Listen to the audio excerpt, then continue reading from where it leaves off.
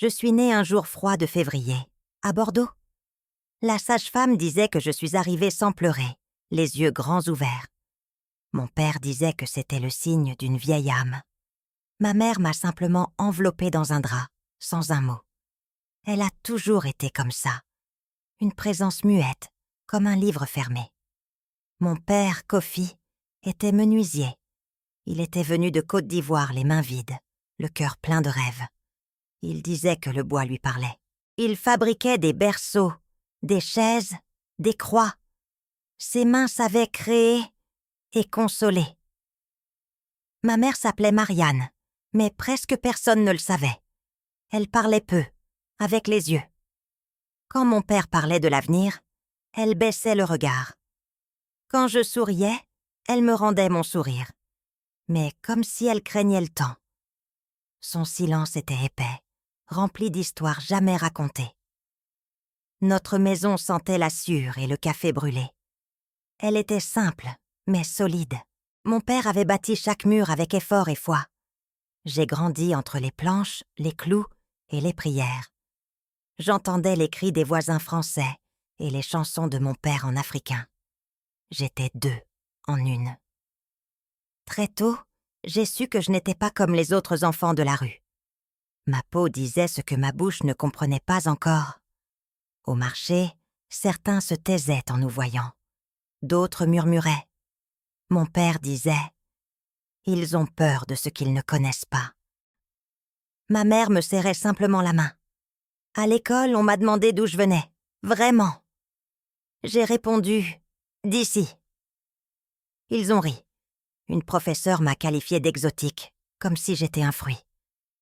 J'avais envie de crier, mais je suis restée silencieuse. Très tôt, j'ai compris que naître noir, c'était porter des questions que les autres inventaient. Mais il y avait de la beauté dans notre routine. Mon père me racontait des histoires de son village. Ma mère m'apprenait à coudre, en silence. Je m'endormais avec la peur de demain. Mais je me réveillais avec la lumière qui entrait par la fente de la fenêtre. Bordeaux était froide. Mais chez nous, il y avait de la chaleur. J'ai grandi en essayant de trouver ma place là où il n'y en avait pas pour moi. La France des années 50 et 60 ne le disait pas avec des mots, mais avec des regards. Je n'étais ni d'ici, ni de là-bas. On me disait de rentrer dans mon pays. Mais quel pays? Bordeaux. C'était tout ce que je connaissais. Pourtant, je me sentais étrangère dans ma propre peau. Mes parents tentèrent de protéger mon enfance, mais la rue arrivait toujours avant eux. À chaque coin, une épreuve. Un jeu devenait une humiliation. Un compliment était toujours suivi d'un « pour une noire ». J'ai appris à rire en silence et à ne pas baisser les yeux. Mon père disait « Tête haute, ma fille ». Et j'obéissais, même avec le cœur en miettes. Sur le marché du travail, ma couleur pesait plus que mes compétences. À 18 ans, j'ai voulu devenir réceptionniste dans un cabinet médical. La réponse fut sèche. Ici, la clientèle est fragile. Comme si j'étais un choc visuel, une erreur de contraste. J'ai repris mon manteau et je suis rentrée, les yeux secs et le cœur brûlant. Silence. Encore. Mais tout n'était pas froid. Il y avait des voisins qui m'invitaient à prendre un café, des professeurs qui m'écoutaient, un garçon de l'étage du dessus qui me prêtait des livres, en cachette de sa mère, de petits gestes qui gardèrent Sarthe et ma foi en l'humanité. Pourtant, ce sentiment de ne pas appartenir était une ombre constante, silencieuse. Ma mère parlait peu de ses douleurs, par peur peut-être, ou par habitude. Lorsqu'un voisin nous a traités de famille de singes, elle a simplement fermé la fenêtre. J'ai pleuré dans mon oreiller. Le lendemain, elle m'a appris à tresser mes cheveux. Sans un mot, elle m'a dit que ma beauté était une forme de résistance. Et je ne l'ai jamais oubliée. J'ai commencé à écrire dans un cahier caché. Des poèmes, des souvenirs, des colères. C'était ma façon d'exister, de crier sans bruit. Mon père a trouvé ce cahier un jour. Il a lu en silence. Puis il m'a dit « T'as une voix, ne la perds jamais ». Ce jour-là, j'ai écrit avec plus de courage, comme si je respirais par la pointe du stylo. À l'école, j'étais toujours l'exception, la seule avec des tresses serrées et la peau foncée. Mes camarades me regardaient comme si j'étais sortie d'un livre de curiosité. Le surnom est venu tôt. La Noire. Pas avec haine, mais avec indifférence. Comme si ça suffisait. Comme si je n'avais ni prénom, ni âme, ni histoire. Au début, j'essayais de sourire, de me fondre dans le groupe. Je riais aux blagues. Je faisais semblant de ne pas entendre les chuchotements. Je croyais qu'en étant gentille, ils m'accepteraient. Mais ce n'était pas le cas.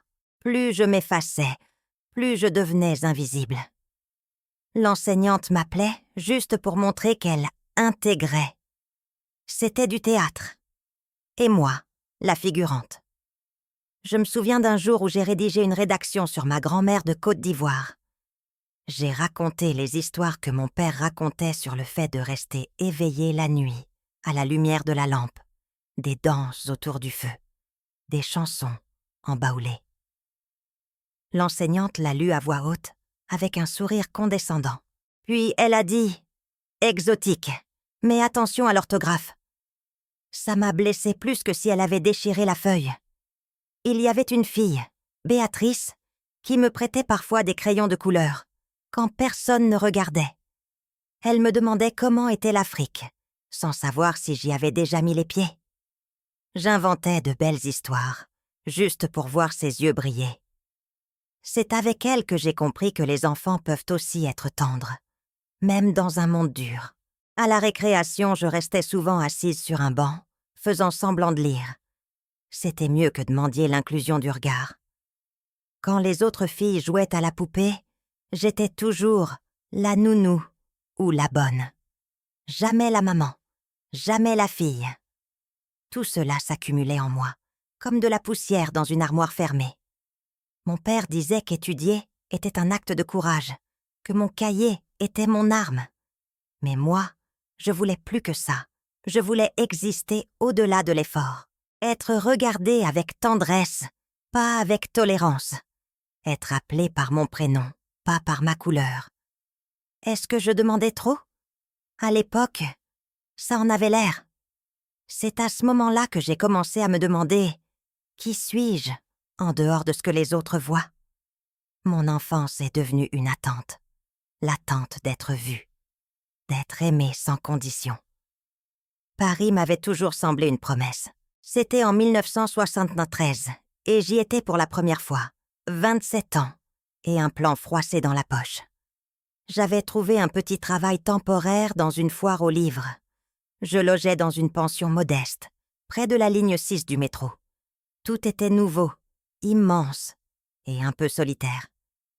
Mais j'aimais cette sensation de recommencement. Ce jour-là, j'étais en retard pour le travail. J'ai pris le métro en direction de Nation. La rame était pleine, mais silencieuse.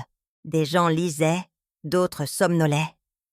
J'étais debout, accroché fermement à la barre de fer, pensant à ce que j'allais cuisiner pour le dîner. Rien ne semblait anormal, jusqu'à ce qu'un bruit sec, différent de tout, se fasse entendre. Le sol a tremblé. D'abord légèrement, puis comme un tonnerre sous mes pieds. Les lumières ont clignoté. Quelqu'un a crié. Un autre est tombé. Le son suivant fut celui de verre brisé, puis le feu. Je ne comprenais pas d'où ça venait, ni ce que c'était. Je sentais juste la chaleur monter le long de mes jambes et l'odeur de fumée m'envahir. Mes yeux brûlaient, mon corps était figé. Impossible de bouger. J'étais coincée au milieu du wagon, entre des valises, des corps et une fumée épaisse. On criait des noms, des ordres, des prières.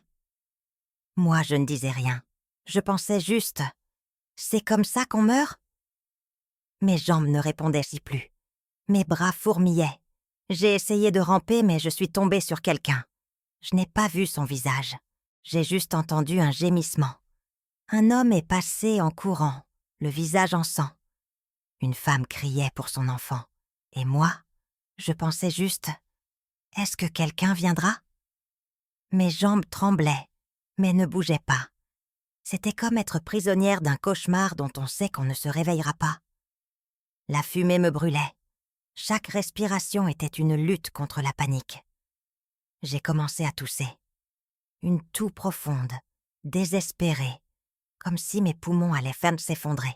Je me suis baissée, me souvenant d'un film qui disait que l'air pur restait près du sol. Mais même là, tout n'était que fumée. L'obscurité avait une odeur de caoutchouc, de chair, de peur. Je tremblais de tout mon être, mais le pire était dedans, un vide, un écho. Je ne sais pas combien de temps je suis restée là. Mes yeux me brûlaient, au point de ne plus rien voir. La lumière du feu m'aveuglait. J'ai entendu un fracas, puis le silence. Un silence terrible, comme si le monde avait décidé de s'arrêter.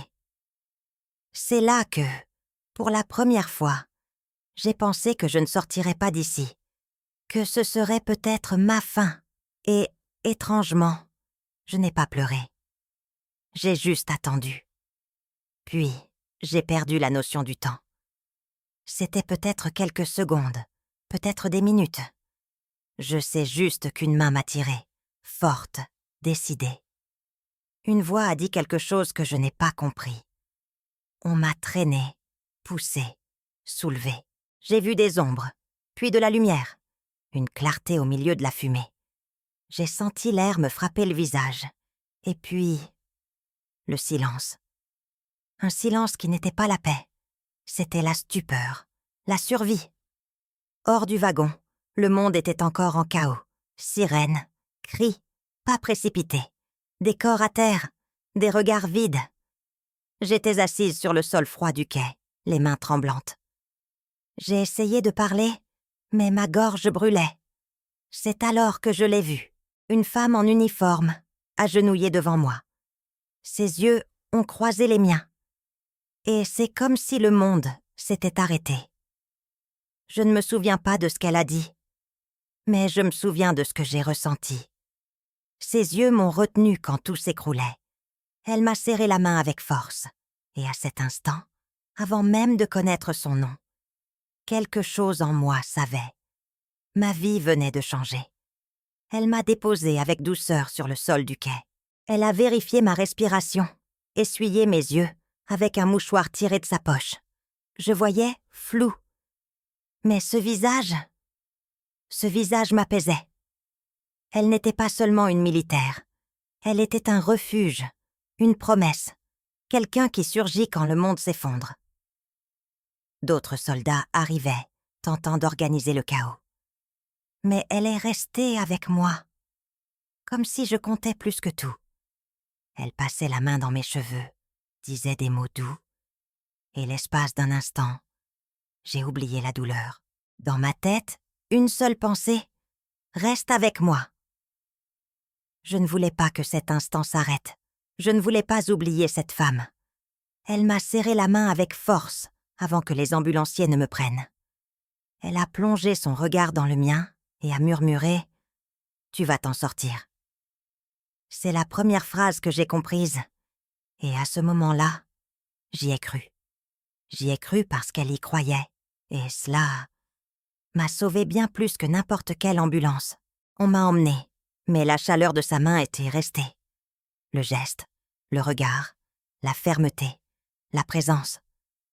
Je ne connaissais toujours pas son nom, ni d'où elle venait. Mais je savais que cette femme m'avait portée comme une sœur. Quelques jours plus tard, déjà à l'hôpital, j'ai appris qui elle était, une médecin militaire.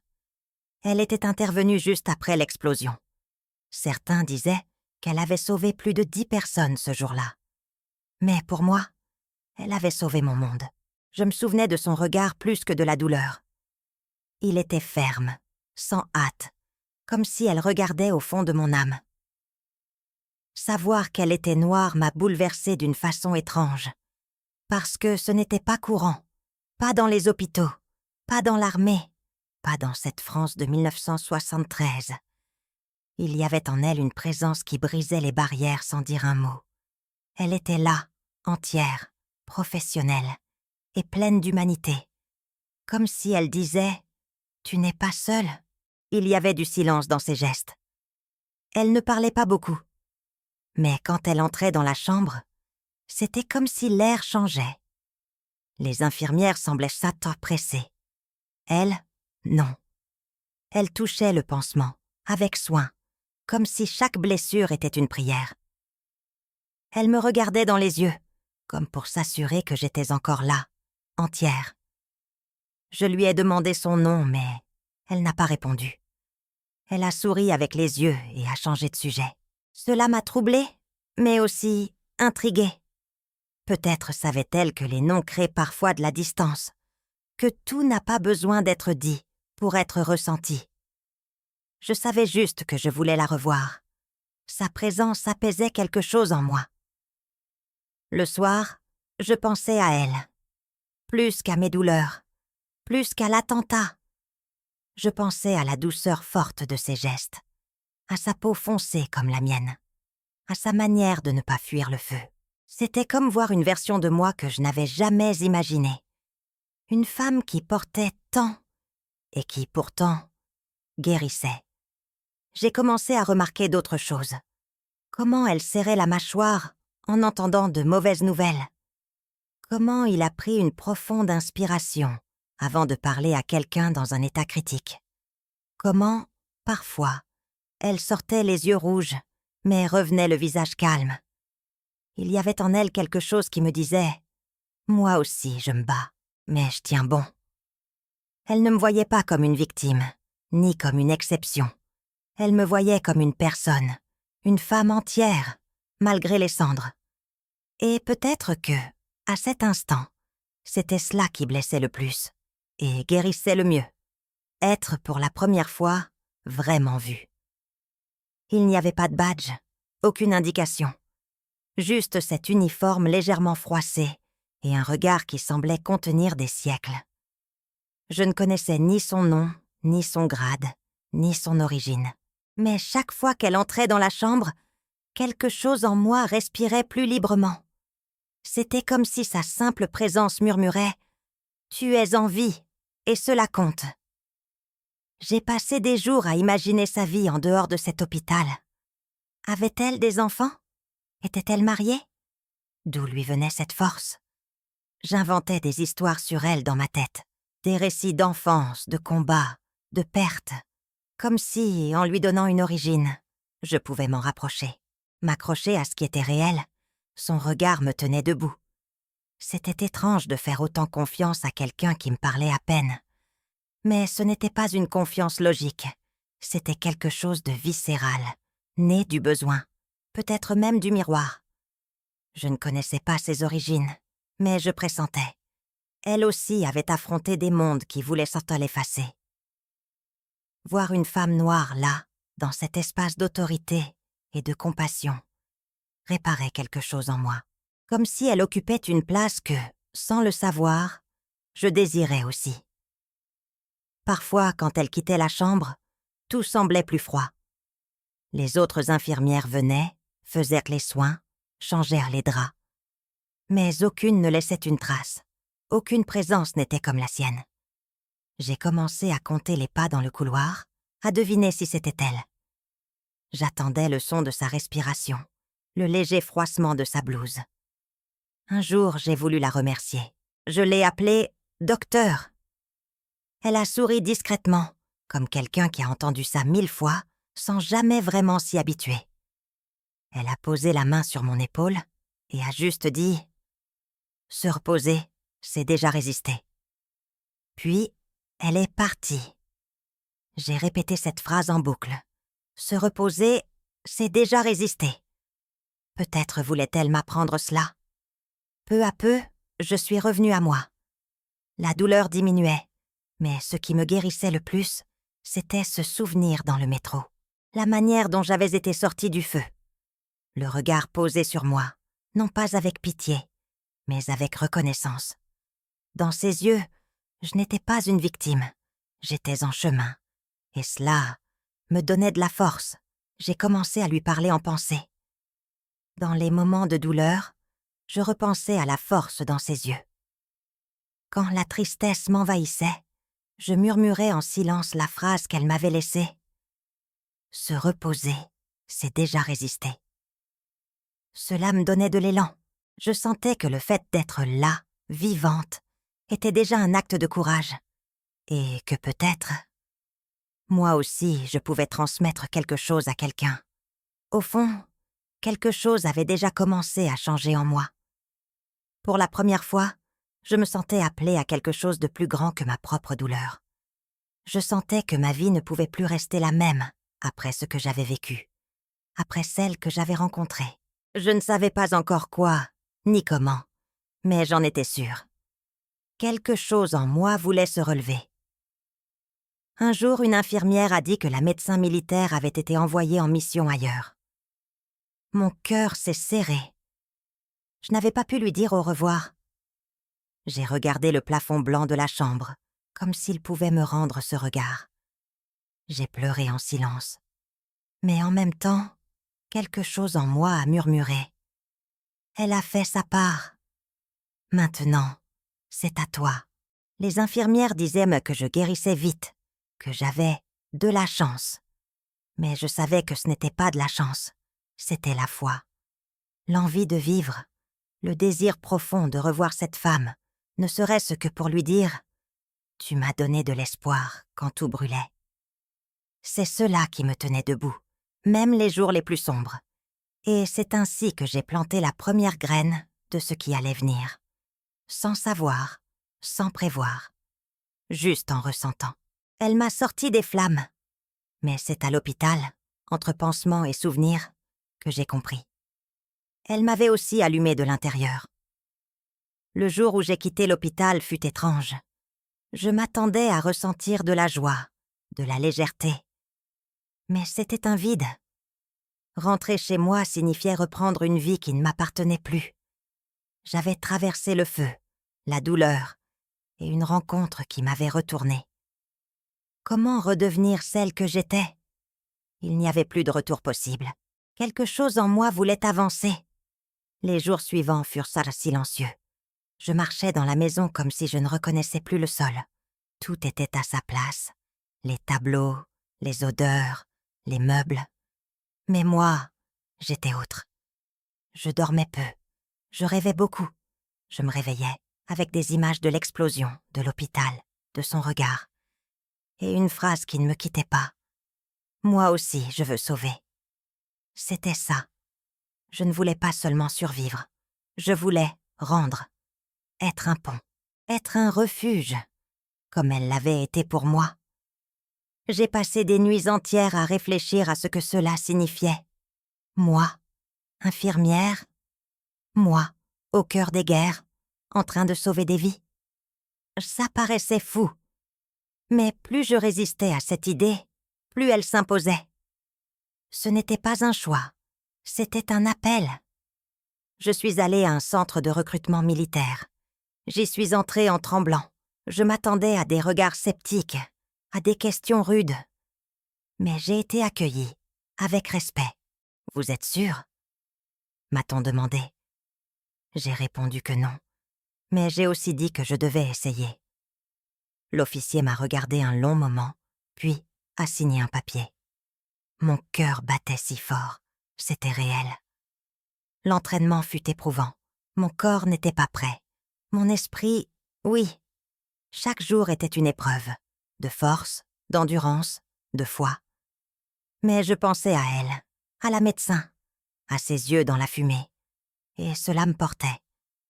Les jours où je voulais abandonner, je me répétais « Elle m'a sauvée, maintenant c'est mon tour ».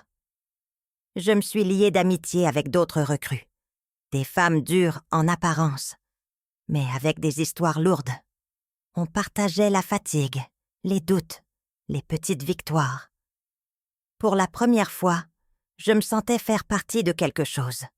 Je n'étais plus seulement une survivante, mais une combattante. Pas avec des armes, mais avec ma présence, mon soin, mon courage. Le dernier jour de la formation, j'ai reçu mon uniforme. J'ai tenu ce tissu comme on tient une seconde peau. Ce n'était pas juste un vêtement, c'était un symbole, une réponse, une promesse.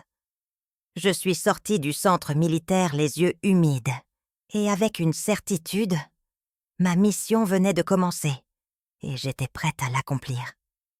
Personne n'a compris ma décision, ni ma famille, ni les quelques amis restants. On disait que l'armée n'était pas un endroit pour une femme comme moi, noire, issue d'un quartier modeste, trop rêveuse. Mais je ne demandais plus la permission d'exister. Je ressentais. Et à ce moment-là, je sentais que je devais être là. C'était le seul chemin qui avait du sens. Mon père m'a regardé en silence quand je lui ai annoncé. Puis, il a dit simplement « Fais ce que ton cœur ne te reprochera pas plus tard. » Ma mère, comme toujours, a baissé les yeux. Mais avant que je parte, elle m'a tendu un mouchoir brodé. C'était à elle quand elle était jeune. « Emmène-le » a-t-elle dit, et dans ce geste, il y avait plus de bénédiction que dans 1000 mots.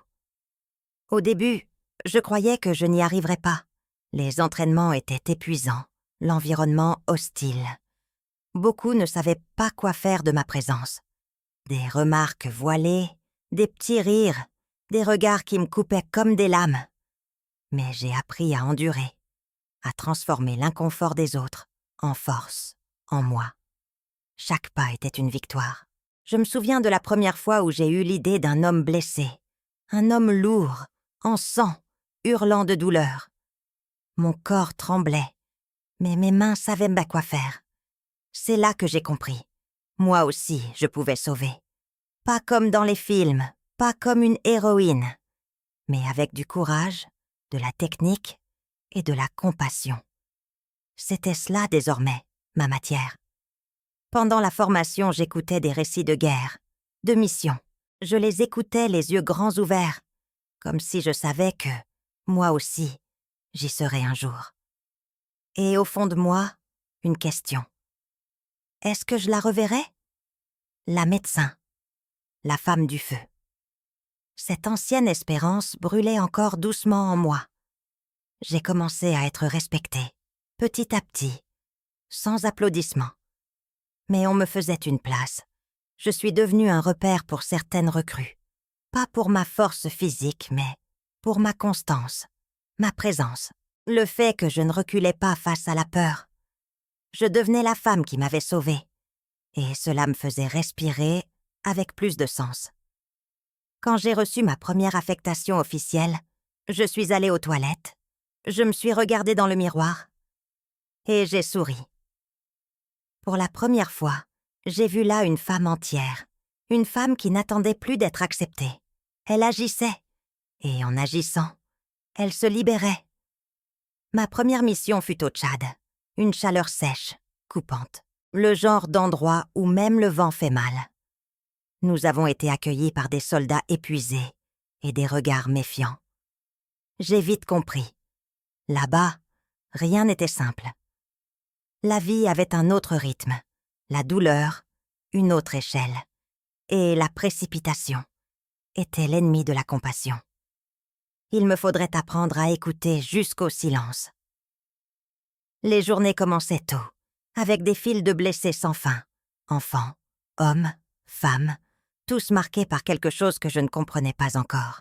Certains nous regardaient avec peur, d'autres avec détresse, peu avec espoir. Ma blouse blanche se couvrait de poussière et de sang, et mon âme de souvenirs qui ne me quitteraient plus. Puis vint la Somalie, différente du Tchad, mais tout aussi rude. Là-bas, le chaos faisait plus de bruit, des explosions au loin, des cris dans la nuit. Mais il y avait aussi de la beauté, dans les petites danses que faisaient certains enfants avant d'être soignés, dans les regards complices entre soldats et civils, dans les gestes de tendresse qui surgissaient même au milieu de la guerre. J'ai appris à travailler avec le minimum. Une seringue pouvait être un trésor, un pansement propre, un miracle. On dormait peu, on pleurait en silence. Mais il y avait quelque chose de sacré dans cette routine. Je me sentais utile, présente, vivante. Chaque vie que j'aidais à sauver me rappelait. J'étais à ma place. Un soir, une femme somalienne m'a offert un pain chaud, fait par ses soins. Tu as des mains de guérison, m'a-t-elle dit. Et ces mots sont restés. Des mains de guérison. J'ai pensé à la médecin qui m'avait sauvée des années plus tôt. Quelqu'un l'avait-il regardée ainsi, elle aussi? Savait-elle ce qu'elle avait semé en moi? Il y eut des jours où j'ai voulu abandonner. Quand on perdait quelqu'un, quand la peur prenait le dessus, quand le corps réclamait du répit. Mais revenait toujours ce souvenir. La fumée, le feu, la main qui m'avait tenue. Alors, je respirais profondément et je continuais. Chaque mission me transformait, un peu plus dure à l'extérieur, un peu plus profonde à l'intérieur. Et même loin de tout ce que je connaissais, je sentais que chaque pas me rapprochait un peu plus de moi-même. La guerre a une odeur qu'on n'oublie jamais, de sang, de poudre, de peur sèche. Au début, je pensais que je ne m'y ferais jamais, mais le corps apprend. Et l'âme, soit elle se durcit, soit elle se brise. J'essayais de ne pas me briser. Mais il y avait des jours où je rentrais sous la tente et je pleurais en silence, mordant le drap pour ne pas faire de bruit. J'ai vu des corps d'enfants sous les décombres, des femmes accouchées sous les balles, des hommes mutilés tenter de protéger leurs frères. Chaque scène s'imprimait en moi comme une cicatrice sans plaie.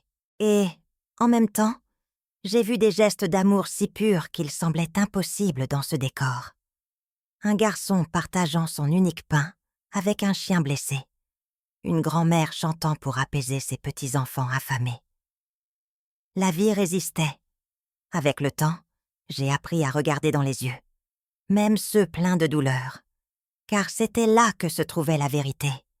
Pas dans les rapports, pas sur les cartes, mais dans l'éclat obstiné de ceux qui, même brisés, espéraient encore quelque chose. Et cela me faisait continuer. Parce que je voyais en eux ma propre enfance, la fille qui attendait d'être vue. J'ai commencé à écrire dans un carnet, la nuit, à la lumière faible d'une lampe. J'écrivais ce qui ne tenait plus en moi, les histoires que je ne pouvais raconter à personne. Ce n'était pas pour publier, c'était pour ne pas sombrer. C'était ma façon de garder mon âme vivante au milieu de l'horreur. Chaque mot était un fil qui me reliait à qui j'étais. Certaines collègues me trouvaient trop sensible, d'autres forte. Je n'ai jamais su ce que j'étais vraiment. Je savais juste que je devais continuer, que chaque jour là-bas était un choix, et que choisir de rester était ma manière d'honorer celle qui m'avait un jour sauvée. Par le corps, oui, mais surtout par le regard. J'ai aussi commencé à chanter, tout bas, en changeant les pansements. Des chansons que ma mère chantait en lavant le linge. Une façon d'apporter un peu de maison à ces gens. Certaines mères souriaient, d'autres pleuraient, mais toutes comprenaient, car la douleur a une langue universelle, et le soin aussi. La guerre m'a arraché des morceaux, mais elle m'a aussi révélé des parts de moi que je ne connaissais pas. Une humanité brute, sans phare, une foi qui tenait debout même sans église, et un amour profond pour des vies qui connaissaient à peine mon nom, mais faisaient confiance à mes mains. Élise était mon refuge au milieu du chaos. Nous étions entrés dans l'armée presque en même temps, et nous nous étions reconnus dans le silence l'une de l'autre. Elle était blonde, grande, aux yeux tristes et au rire facile. Nous partagions des nuits sans sommeil, des histoires que nous ne confions à personne, et une foi discrète qui nous tenait debout. Avec elle, tout semblait moins lourd. Lors de cette mission, quelque chose clochait dès le départ. L'atmosphère tendue, le regard des soldats locaux, ce pressentiment qui ne s'explique pas. Je regardais Élise, et elle détournait les yeux. On savait, mais on ne disait rien. Puis, l'attaque est arrivée, soudainement, sans avertissement, un bruit sec, des tirs, de la poussière, et son corps qui tombe, comme une fleur tranchée. J'ai couru, j'ai crié son nom, je me suis jetée à terre à ses côtés, du sang, beaucoup de sang. J'ai pris sa main et j'ai dit « Reste avec moi, reste !» Mais elle était déjà loin. Son regard, encore ouvert, ne me voyait plus. J'ai crié comme jamais. Un cri venu de lieux en moi que je ne connaissais pas. Un cri qui portait le monde entier. Puis, tout est devenu silence. Un silence lourd, cruel. Je suis restée là, serrée contre son corps, tandis que le chaos continuait autour. Personne n'a osé me toucher. Il savait que j'avais besoin de ce moment, de lui dire adieu, d'accepter l'inacceptable, de comprendre que parfois, même les mains les plus attentionnées ne retiennent pas la vie. Nous avons porté le corps d'Élise en silence jusqu'à la base. Nous avons improvisé une petite cérémonie. Ils ont posé sa médaille sur sa poitrine. Et moi, mon foulard de prière. Chaque soldat a laissé quelque chose. Un bouton, une fleur, un mot. Et moi, je suis restée là, à contempler ce visage aimé une dernière fois. Une partie de moi est partie avec elle. Les jours qui ont suivi étaient sans couleur. Les voix étaient étouffées. Le soleil semblait faux. J'ai fait mes tâches, soigné les blessés, souri quand il le fallait. Mais à l'intérieur, un désert. Je ne savais plus si j'étais forte ou simplement engourdie. Je savais seulement que j'avais perdu quelque chose qu'aucune mission ne me rendrait. Mais même dans la douleur, Élise m'a laissé un héritage. Sa façon d'écouter, la douceur de ses mains, l'attention aux moindres détails. J'ai commencé à tout faire en pensant à elle, comme si, à travers chaque geste, elle restait encore un peu avec moi. Et d'une certaine manière, elle y était. Après quelques semaines, nous avons reçu un ordre de déménagement et j'ai réalisé qu'il serait impossible de continuer. J'avais décidé que l'endroit où Élise était partie serait mon dernier endroit. Le départ fut silencieux, pas de cérémonie, pas de discours, juste une signature sur un papier et une poignée de main formelle. Je suis sortie de la caserne avec un sac léger et le cœur lourd. Je savais que ce n'était plus ma place, mais le vide laissé était presque physique, comme si on m'arrachait quelque chose, devenu une partie de mon corps. Les premiers mois, j'ai tenté de m'adapter à la vie civile. J'ai travaillé dans des cliniques, de petits hôpitaux. Je portais une blouse, donnais des instructions, souriais. Mais quelque chose manquait. Cette intensité brute, ce sentiment urgent d'être vivante, tout cela avait disparu. Et malgré mes efforts, je ne retrouvais pas ma place dans ce monde-là. Les rêves sont revenus. Je rêvais d'Élise, de cris, de poussière, de mains tendues vers moi. Je me réveillais en sueur, haletante. Parfois, je pleurais sans savoir pourquoi. Je portais un manque que je ne savais pas nommer. Ce n'étaient pas seulement les gens qui me manquaient. C'était celle que j'étais avec eux. La femme qui devenait un pont, au cœur du chaos. J'ai commencé à marcher seule dans les parcs. Je m'asseyais sur des bancs, observant la vie. Des enfants qui couraient, des vieux jouant aux cartes, des mères distraites. Le monde suivait son cours. Mais en moi, tout était encore en guerre. Je souriais dehors, mais en dedans, je portais des tranchées. Un jour, j'ai croisé un vieux soldat qui avait servi avec moi au Tchad. Il m'a reconnu de loin, s'est approché et m'a dit « Tu as toujours ce regard, celui de quelqu'un qui écoute avant de parler. » Ces mots m'ont bouleversée, parce qu'ils étaient ma vraie.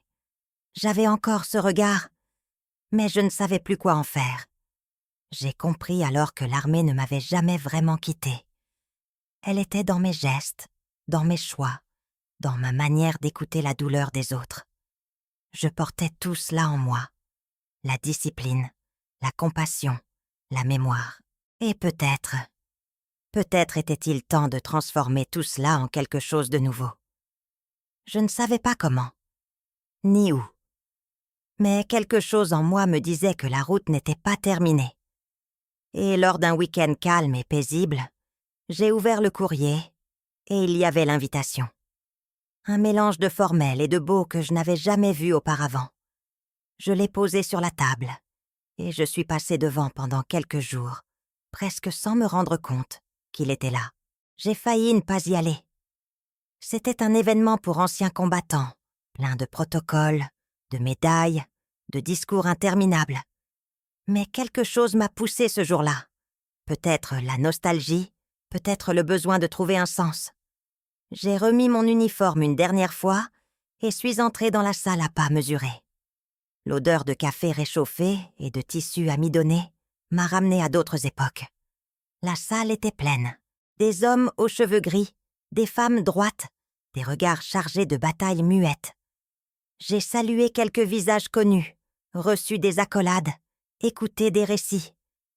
Mais au fond, je cherchais. Je ne savais pas quoi. Ou plutôt, si. Je ne voulais simplement pas admettre que je l'espérais encore. C'était au milieu d'une conférence sur les missions médicales à l'étranger. J'étais distraite, les yeux posés sur un vitrail coloré, quand j'ai entendu une voix familière. Ferme, profonde, remplie de calme et d'autorité. Mon corps a réagi avant ma pensée. J'ai tourné la tête. Et elle était là, sur scène, en uniforme bleu, plus âgée, plus forte, plus sereine. Mes yeux se sont remplis de larmes. Mon cœur battait, comme s'il voulait rattraper le temps perdu. Elle parlait d'éthique dans les soins, en zone de conflit. Les mots étaient techniques. Mais ses yeux avaient toujours la même chaleur, la même présence. Je me suis agrippée au dossier de ma chaise, et j'ai juste pensé « c'est elle, c'est elle, c'est elle ». J'ai attendu la fin de la conférence. Je ne voulais pas interrompre. Quand elle est descendue de la scène, elle avait cette démarche que je n'avais jamais oubliée. Droite, mais douce. Elle marchait comme quelqu'un qui sait où il va. Je me suis approchée lentement. Mon corps tremblait. Elle m'a regardée. Un instant, rien n'a été dit. Juste le silence, la reconnaissance. Ses yeux se sont plissés, puis... Elle a souri, un petit sourire, discret, mais plein de vérité. « Tu es en vie », a-t-elle dit. Je n'ai pas su répondre. Je l'ai seulement prise dans mes bras. Une étreinte attendue depuis des années. Des retrouvailles qui ne demandaient aucune explication. Là, entre uniforme et souvenir, le temps s'est arrêté. Et nous étions de nouveau deux femmes au milieu des flammes. Nous avons parlé là, au milieu des gens, des voix qui se croisaient. Mais je ne voyais qu'elle, sa façon d'incliner légèrement la tête pour écouter. La manière dont elle tenait ma main, avec fermeté et tendresse à la fois.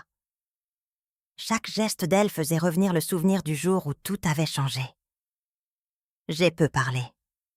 Elle aussi. Nous n'avions pas besoin de beaucoup de mots.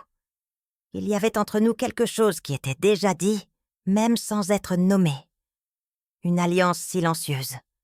Un lien que ni le temps, ni la distance, ni la mort n'avaient pu défaire. Elle me regardait comme pour dire « Tu y es arrivé ?» Et moi, en silence, je disais « Grâce à toi ». Nous avons marché ensemble jusqu'à une salle plus tranquille. Là, le monde s'est tu. Elle m'a offert un verre d'eau, m'a demandé comment allait ma vie. J'ai répondu en fragments. Elle a écouté comme on recueille chaque morceau avec douceur. Puis, elle m'a parlé d'elle, de la solitude, des missions, des pertes. Et j'ai compris. Elle aussi avait besoin d'être entendue. La femme qui m'avait sauvée portait aussi des blessures.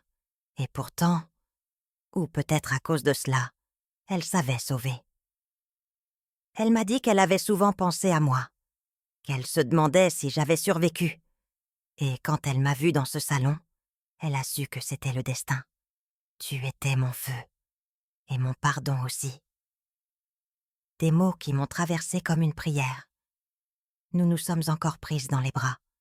Une longue étreinte, silencieuse, pleine de couches. Ce n'était pas juste des retrouvailles, c'était une guérison. C'était retrouver une part de moi que je ne savais même pas avoir perdue.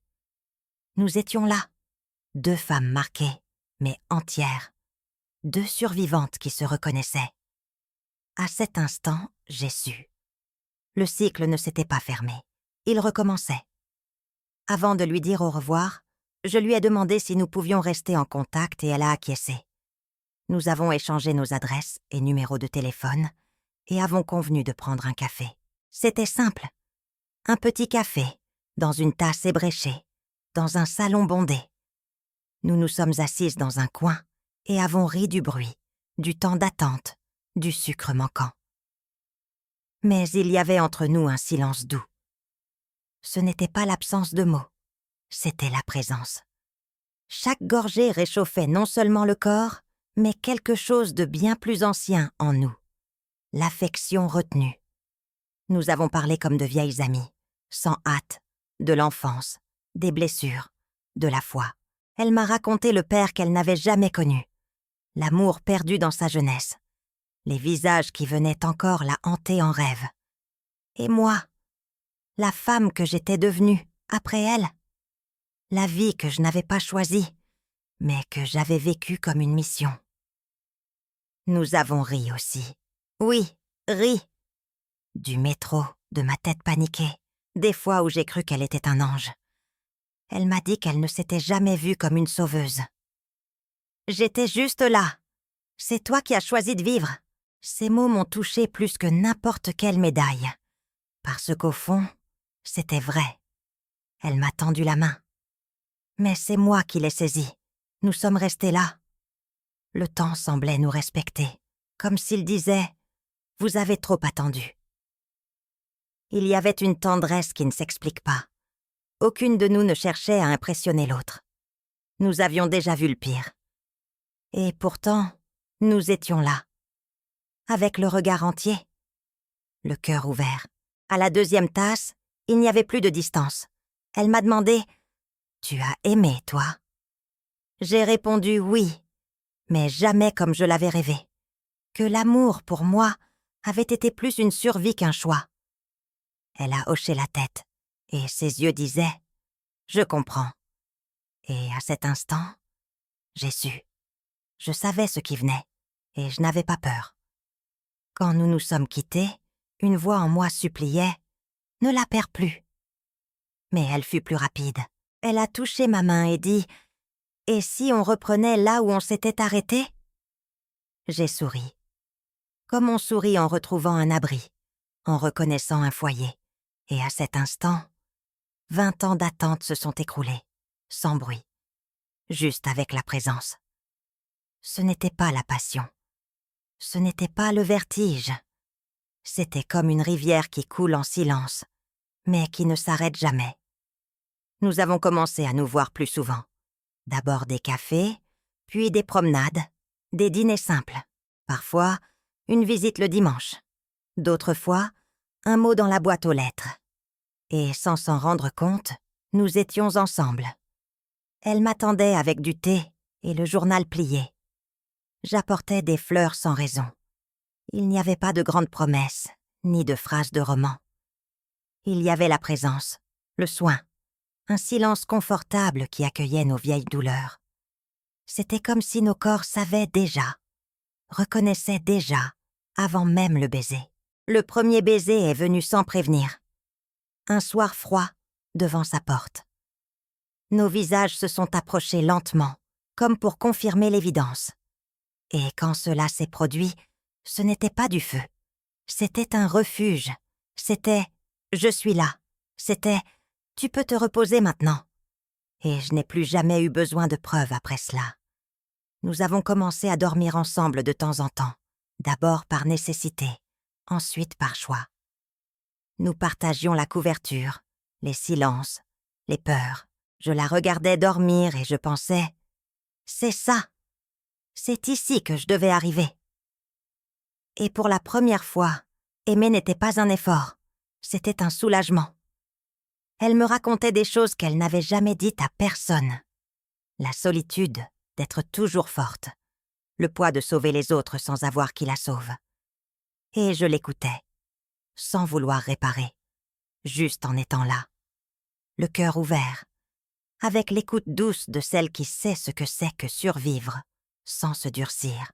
Il y avait aussi des jours sombres, des différences, des passés encore douloureux. Mais jamais d'abandon, jamais de précipitation. Nous avons appris à respirer ensemble, à attendre le rythme de l'autre. Et ce fut le plus grand miracle. Trouver quelqu'un qui ne cherche pas à te changer, mais qui t'accompagne pendant que tu éclous. Notre amour n'avait pas de feu d'artifice, mais il avait des racines et une lumière qui ne vacillait pas. Il n'était pas fait pour impressionner, il était fait pour être vrai. Et il l'a été. C'était au début du printemps. Les fleurs encore timides, le ciel clair comme un nouveau départ. Nous avons choisi un jardin discret, caché derrière une vieille maison. Nous ne voulions pas de foule, juste de la présence, juste de la vérité. Il y avait des chaises en bois, des rubans blancs, et une table avec un gâteau simple. C'était peu. Mais c'était tout.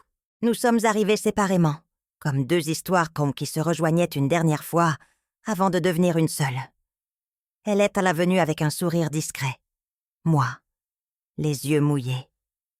Nous portions du blanc, non par tradition, mais par espoir, par paix, pour dire au monde et à nous-mêmes que nous méritions cet amour.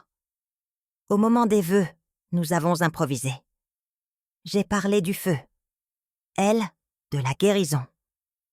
J'ai dit qu'elle m'avait vue quand moi-même je ne me voyais plus. Elle a répondu que je lui avais redonné foi. Nous avons pleuré, ri, et nous nous sommes enlacés avant le baiser. Parce que cette étreinte venait de loin, de l'intérieur. Nous n'avons signé aucun papier car à l'époque ce n'était pas autorisé. Mais ce n'était pas nécessaire non plus. Notre amour et une fête avec nos amis les plus proches nous suffisaient. Mais nous avons échangé des alliances. Aucun gouvernement ne pouvait nous interdire de faire cela. Puis nous avons dansé dans le jardin, sans musique. Juste nous deux, tournant lentement, comme on apprend le rythme de l'autre. Le vent soulevait nos robes, le soleil caressait nos visages. Et j'ai pensé, c'est sacré, c'est entier. Nous avons mangé le gâteau avec les doigts. Lucie, ma cousine, a pleuré. Son amie a chanté une vieille chanson que personne ne connaissait, mais que tout le monde a comprise. Parce que ce jour-là, l'amour parlait fort, mais ne criait pas. Il murmurait, il touchait, il bénissait. Nous sommes rentrés main dans la main. Sans bouquet, sans tapage. Juste avec la certitude qu'après tant de détours, la vie venait enfin de nous dire oui. Notre deuxième oui, c'était les enfants. La décision est venue un dimanche, après le déjeuner. Nous étions assises sur le canapé, en silence, et elle a dit « Et si on construisait quelque chose de plus grand que nous deux ?» J'ai su tout de suite ce qu'elle voulait dire. Et j'ai dit oui, avant même de réfléchir, parce que cet amour méritait de continuer, de prendre racine. Le parcours n'a pas été facile. Nous avons affronté la bureaucratie, les regards biaisés, les questions intrusives. Mais nous avons aussi croisé des personnes bienveillantes qui ont vu en nous deux femmes prêtes à aimer sans compter. Et un jour, ils sont arrivés. Deux frères, des yeux attentifs, de la peur dans les mains, de l'espoir discret dans le cœur. Les premiers mois ont été intenses. Des pleurs, des silences, de la méfiance. Ils testaient nos limites, nous, nos peurs. Mais petit à petit, nous sommes devenus un refuge. Je cuisinais des plats simples, elle leur apprenait à faire du vélo. Les nuits se remplissaient d'histoires, et les dimanches, de rires. La maison devenait un foyer. Des années plus tard, les petits-enfants sont venus. 3, chacun avec sa manière d'être, son désordre, sa lumière dans les yeux. Je les prenais dans les bras, et je pensais, la vie m'a rendu plus qu'elle ne m'a pris.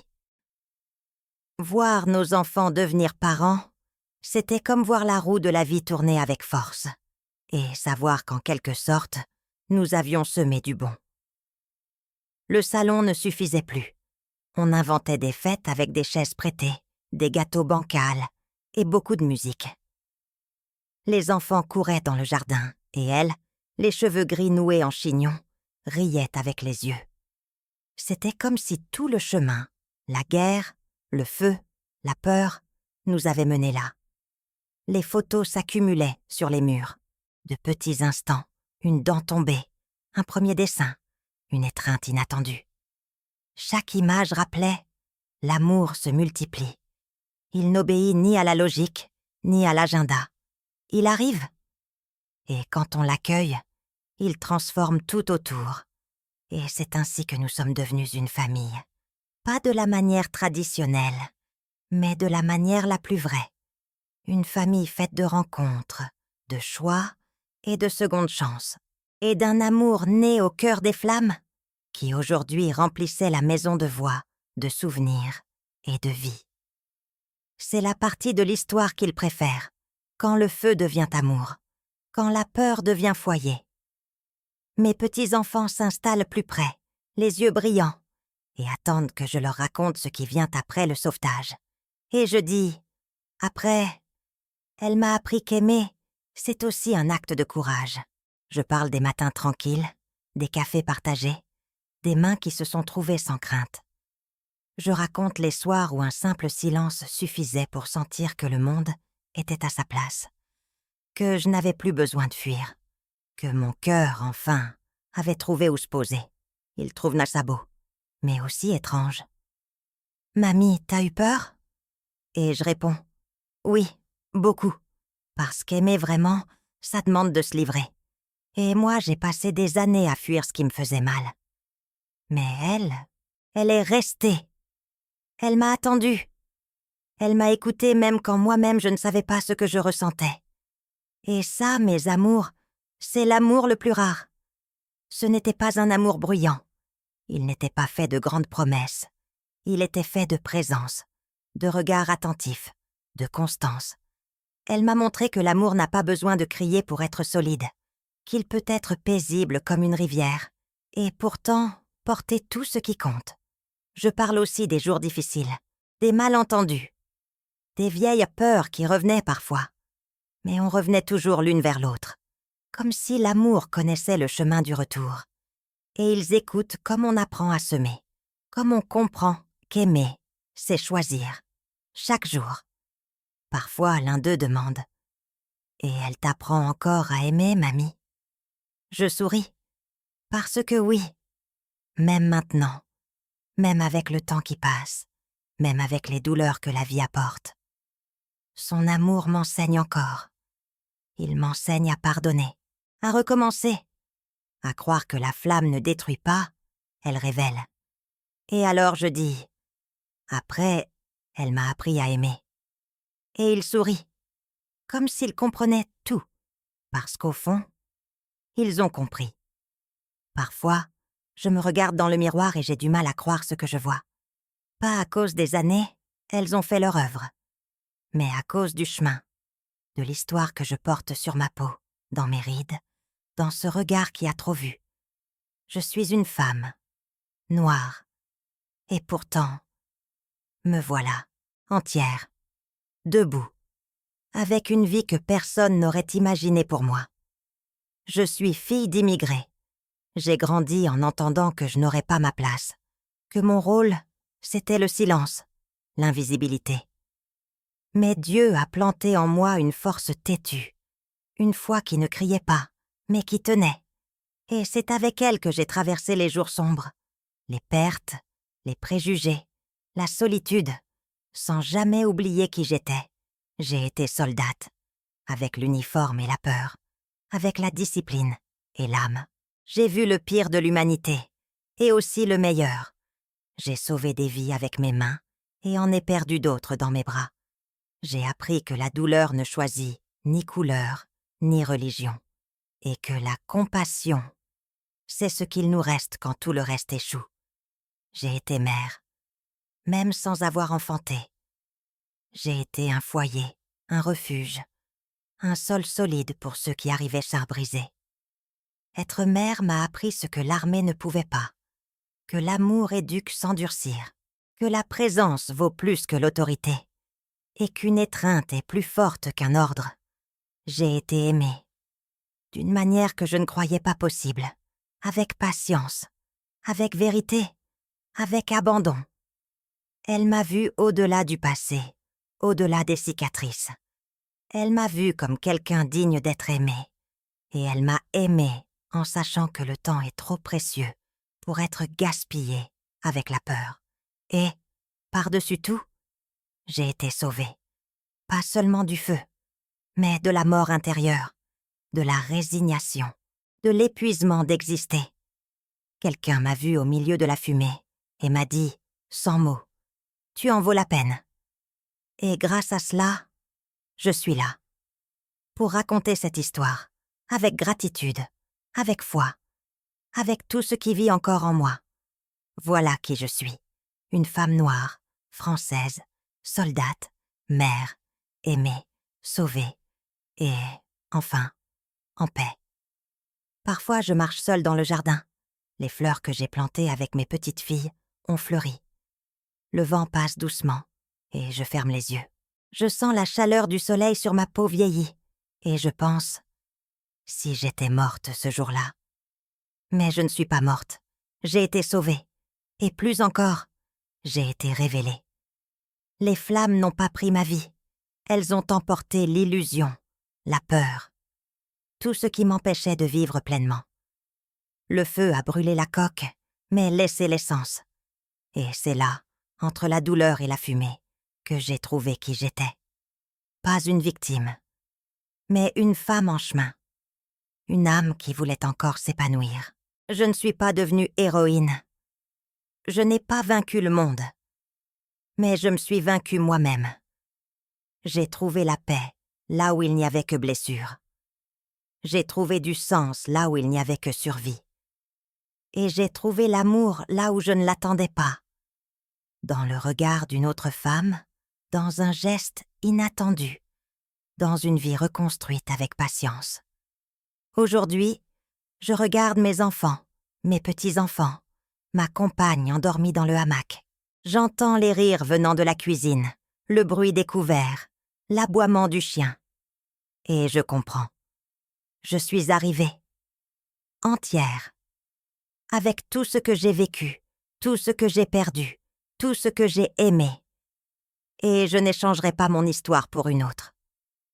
Oui, il y a eu de la douleur. Mais il y a eu miracle. Oui, il y a eu des pertes. Mais il y a eu des retrouvailles. Oui, il y a eu de la peur. Mais il y a eu la foi. Et c'est cette foi, silencieuse, tenace, presque entêtée, qui m'a menée jusqu'ici. La foi que rien n'est hasard, que même le feu peut être bénédiction. Et c'est pour cela que, chaque jour, je remercie les flammes. Non pas pour m'avoir brûlée, mais pour m'avoir révélée, parce qu'au fond, c'est là que je suis née à nouveau. La vie ne nous donne pas toujours le choix, mais parfois, elle nous offre des rencontres, et ce sont ces rencontres, inattendues, silencieuses, bouleversantes, qui offrent un refuge à l'âme. J'ai été sauvée des flammes, oui, mais le vrai miracle, c'est d'avoir trouvé, au milieu de la douleur, un amour qui m'a reconstruite de l'intérieur. Si cette histoire a touché votre cœur, respirez profondément. Et souvenez-vous, il n'est jamais trop tard pour renaître. Si vous avez déjà eu des retrouvailles qui ont changé votre vie, partagez-les avec cette grand-mère. Peut-être que quelqu'un attend exactement votre histoire.